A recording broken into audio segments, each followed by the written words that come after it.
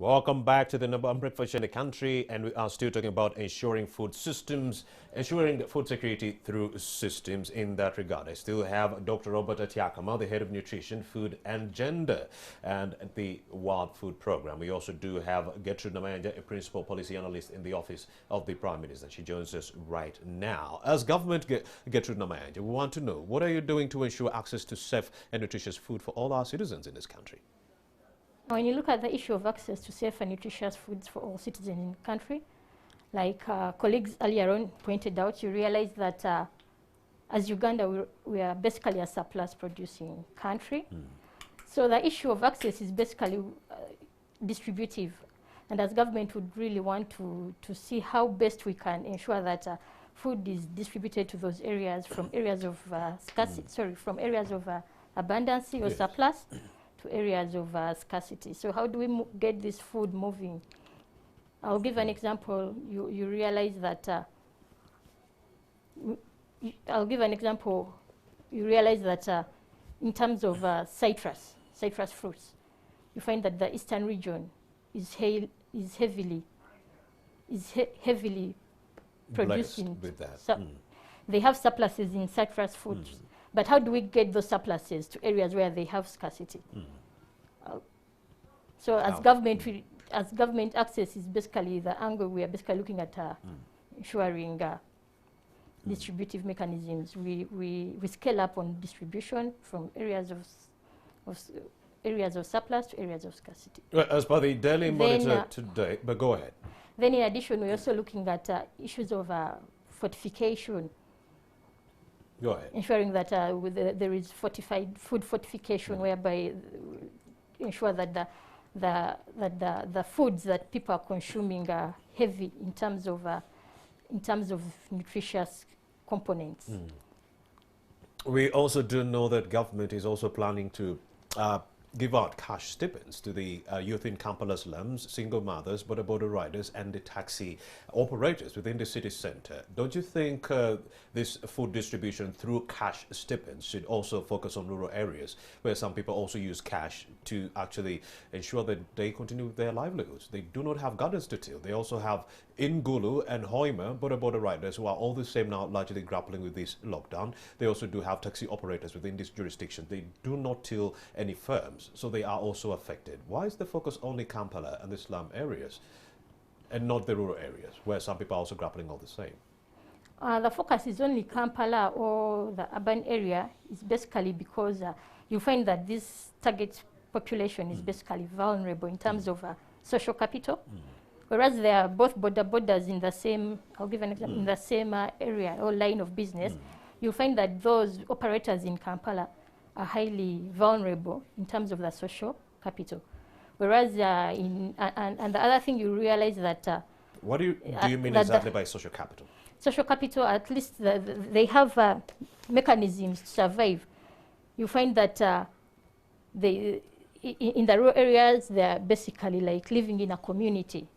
If I don't have food, I could go to my neighbor's garden. You can go to, not to your neighbor's garden per se, but at And least you're living in a community, in a family setting, an extended family setting. You can go to any of your kinsmen and what have you. Gertrude, all those social networks were largely dismantled in the first lockdown. That's when families were clamoring for help from other family members. Yes, but then those social networks were destroyed because you come to me and I'm also doing badly like yourself. So those social networks were actually destroyed in the first lockdown. So we are in the second lockdown now. Yes, they're not really, I wouldn't say that they were destroyed. But again, looking at another angle, you really find that the sector, like look at His Excellency the President's directives, the agriculture sector largely remained opened. So in terms of food, at least those ones are still operating, whereas the communities in Kampala are basically out of business. So largely, you find that the economy in the rural area, the agricultural economy is basically still open, and people are still working the normal way. So food, I would say, wouldn't be much of an issue for an individual. You can still access and what have you, and in any case, you may not even need money. But in Kampala here, you really need the money. You really need the money to get going. It's basically a capital capitalistic economy. Dr. Robert, the analogy here is that people in the rural areas, rather, do have food to actually supplement their livelihoods. But what we do know that 75% of the people in the agriculture sector are women. And you know the challenges that they face on a daily basis. Challenges to do with money, income. Now, I do not have money to buy agricultural inputs to go back to my firm. Largely, my production will go down. Women are the biggest majority within the agricultural sector. They are suffering their own gender issues to do with ownership of land and so forth. We've seen men actually grab land away from the women during this lockdown. So meaning the agricultural output that we expected is not at par with the levels that we had actually projected. So meaning even the people in the rural areas could be grappling all the same if you include other factors like climate change and so forth that made it so hard for them to add on to their supplies. So what are we saying right here? That the people in the rural areas are largely saved from this pandemic and shouldn't be receiving any kind of help. Do you buy into that? I wouldn't say that they should, people in the rural areas should be neglected completely. I think that there should be efforts to look at these. But going back to Gertrude's point, if you look at rural-urban migration, for example, a lot of the people here in Kampala, given the fact that they have migrated from rural areas to here to try to earn a livelihood, are in terms of vulnerability risk, at a much higher vulnerability than those in the rural areas. So we're not saying that rural areas do not have the risk, given the issues that you've raised, particularly around access to land. And these are things that keeping the agriculture sector open is critical in helping people attain and achieve these goals by ensuring that they can continue to go to the farm, that inputs can continue to reach them, that they can continue to buy and have the necessary tools that are required for production. So if you look at the money that government is planning on giving, it achieves three things, as government put out yesterday. You can reach people faster. You eliminate the issue of contact and all these things that we're trying to fight around COVID, particularly IPC measures. It's more efficient, and also it has low admin and overhead costs. Now, this money that's being given to those that need to reach, that we need to reach, particularly even women, pregnant women, lactating women, vulnerable, the most vulnerable, is reinvested into the economy, because leaving the food markets open allow that money to be used locally to buy food within the system. So I really wouldn't say that the rural folks should be left behind, but in terms of vulnerability risk, those in Kampala potentially are at a higher risk than those in the rural areas. But with that said, I think the DLG and the various systems that are in place at the rural areas will need to keep a close eye on the potential impacts that COVID could have on rural dynamics as well. Gertrude, what is the planned schedule for the regional and national dialogues? Thank you. The planned schedule for the regional and national dialogues, first of all, I'd like to inform the viewers that the food systems summit is on and the processes are underway. And as government, we've taken on an approach. The dialogues are an approach to documentation and assessing, as well as defining the food situation in Uganda. So they are two-tiered. We have the regional and the national dialogues, and the regional dialogues are actually running, starting today to 29th. Go ahead. Yeah, they're starting today. Why is it so important for the government?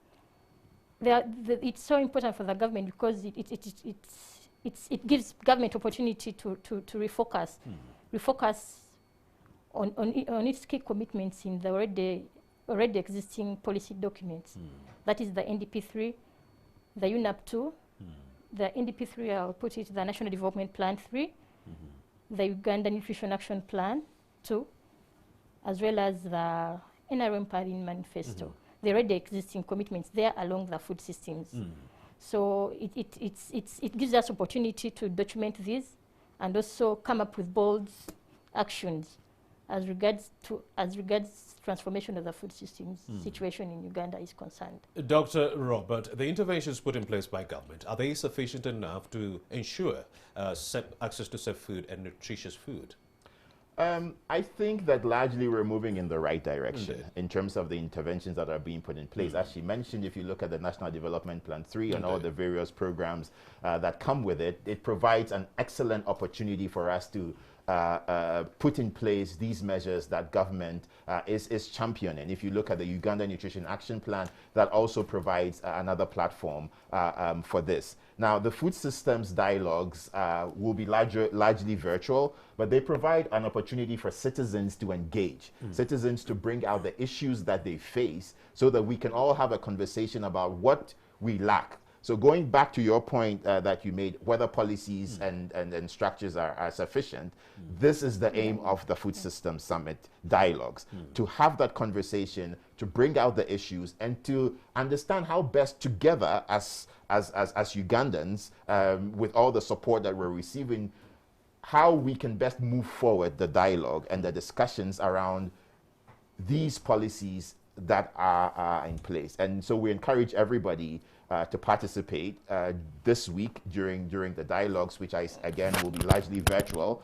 So you will see social media links available through the various social media platforms where people can log in and contribute to the dialogues. Dr. Robert Atiakama, Head of Nutrition, Food Systems and Gender at the World Food Programme. Thank you very much. Also, we had Gertrude Namanja, Principal Policy Analyst in the Office of the Prime Minister. You couldn't have been spot on when it comes to expanding more on what you're doing to ensure access to safe and nutritious food for our people. Thank you very much, ladies and gentlemen. And also, Dr.